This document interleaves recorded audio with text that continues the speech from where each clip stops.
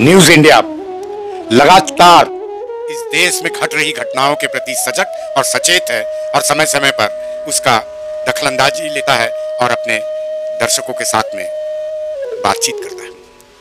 यह बातचीत महत्वपूर्ण है, ऐसा कई दर्शकों का प्रतिक्रिया भी है। कई दर्शकों की अभी देखिए ना, ईडी का, सीबीआई का, बेरोजगारी का, हिंदू मुस्लिम और इसी के साथ जेरूसलम और फिलिस्तीनियों का, वो किसी छुपा नहीं है। ठीक है, हमास ने हमला किया, गलती थी, लेकिन साधारण नागरिकों के ऊपर में कोई हक नहीं बनता है जेरूसलम को, इजराइल को बमबार्डी करने का, उनकी इलेक्ट्रिसिटी रोकने का, उनका पानी और खाने की व्यवस्था को रोक देने का कोई हक नहीं बनता। इसके खिलाफ न्यूज इंडिया के साथी खड़े हैं फिलिस्तीनियों के साथ में। ये घटनाएं चली रही है, लेकिन ये भी तो सोचना होगा कि इससे बड़ी घटनाएं इस देश में जो घट रही है, वो घटनाएं क्या है। न्यूज क्लिक और उससे जुड़े पत्रकारों को अंदर कर दिया गया। उसके पहले भी कप्पम को किया गया, भदौरिया को किया गया, और कितने लोगों को किया गया। एक एक गिनाएंगे तो बड़ी फेहरिस्त खड़ी हो जाएगी। भीमा कोरेगांव को कोई भूल नहीं पाया है अभी तक। सब कुछ उजागर हुआ है कि कैसे पेगासस के जरिए उनके कंप्यूटर में डाला गया और वो आज भी जेल के अंदर है। मानवता की बात हो गई है। इस सरकार के पास में मानवता शब्द केवल किताबों के लिए है। स्टैनली को देखे, फादर स्टैनली को पी नहीं सकते थे, उन्होंने सीपर मांगा, उसके लिए भी उनको कोर्ट से इजाजत लेनी पड़ी और अंत में उनका देहांत जेल में ही हो गया। छी, शर्म की बात यह भी है कि 1998 में द एंड ऑफ इमेजिनेशन एक बड़ा लेख अरुंधति राय ने लिखी। उस लेख पे वो अभी भी कायम है और उस लेख के चलते हुए उसने कई आर्टिकल्स लिखे हैं बाद में।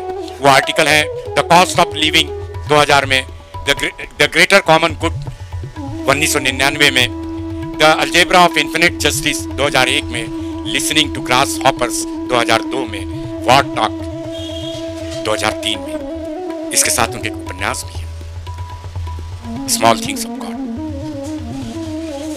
ये हम पूरे भारतवासियों के लिए सम्मान का विषय है।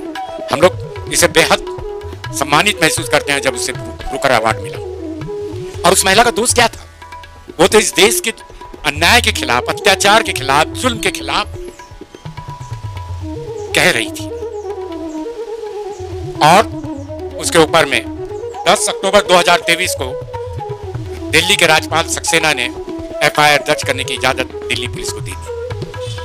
दिल्ली पुलिस ने भारतीय दंड संहिता के तहत 153 विभिन्न समूहों के बीच वैमनस्य करना, 153 भी राष्ट्रीय अखंडता के प्रति पूर्वाग्रही होना, 505 बयानों के जरिए हानि पहुंचाई।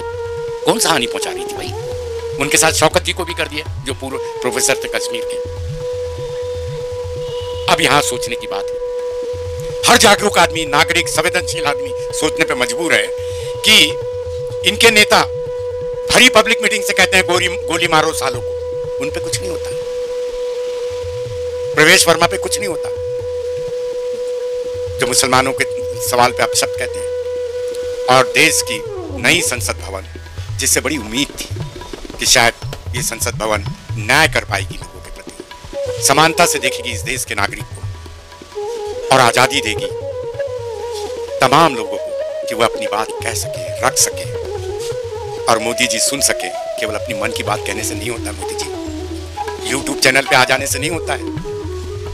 क्या आप YouTube चैनल पे ये सब बातें कहेंगे अरुंधति राय के बारे में? क्या आप प्रवेश वर्मा के खिलाफ बात करेंगे? नहीं करेंगे। आप में हिम्मत नहीं है, ताकत नहीं है। आप बहुत डरपोक और भीरू है, कमजोर है। तभी तो ऐसे हथकंडे अपना रहे हैं जो सही बात कर रहे हैं, आजादी की बात कर रहे हैं, समता की बात कर रहे हैं, स्वतंत्रता की बात कर रहे हैं, भाईचारे की बात कर रहे हैं। उन्हीं लोगों के ऊपर में आप जुल्म ढा रहे हैं ताकि आजादी की आवाज दफन हो जाए देखते ही देखते। लेकिन तमाम जो लोग हैं न्यूज क्लिक के, जितने पत्रकार थे, वो डरे हुए नहीं है। वे आज भी यूट्यूब चैनल पे आ रहे हैं, अपनी बात को रख रहे हैं और डंके की चोट पे रख रहे हैं। अरुंधति राय पे जो घटना घटी है उसको लेकर पूरे देश में लोगों ने प्रोटेस्ट किया। तमाम देश के बड़े अखबारों ने लिखा उसके बारे में, गार्जियन से लेके तमाम लोगों। इस हालात को पैदा करने की जिम्मेदार केवल आप हैं। तो आपके उस नए संसद भवन में वो दंड जो पीछे रख दिया गया है स्पीकर के पीछे, उसका क्या मौत है? वो तो न्याय का प्रतीक था, ऐतिहासिक पूरा सनातनी। आप उस सनातनी व्यवस्था को भी नहीं मानते हैं। उलट आप क्रोनी कैपिटलिज्म को मानते हैं कि बगल में अडानी को बैठा लो और जितना मुनाफा दे सकते हो दो, जो 2014 में कहीं पर रईसों की गिनती में नहीं था और आज आते आते देश के पहले और विश्व के पहले और दूसरे नंबर का अमीर बन गया। धिक्कार है आप पे।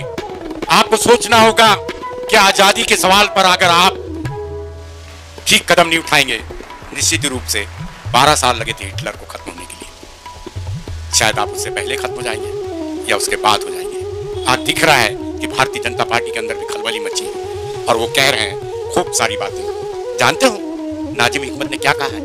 उनकी एक कविता की पंक्ति है, जब से मुझे काल का ट्री में फेंका गया है, उसके कुछ अंश में यहां रखना चाहता हूं। पृथ्वी में चींटियों की तरह, समुद्र में मछलियों की तरह, आकाश में परिंदों की तरह तुम बहुत इफरात में हो।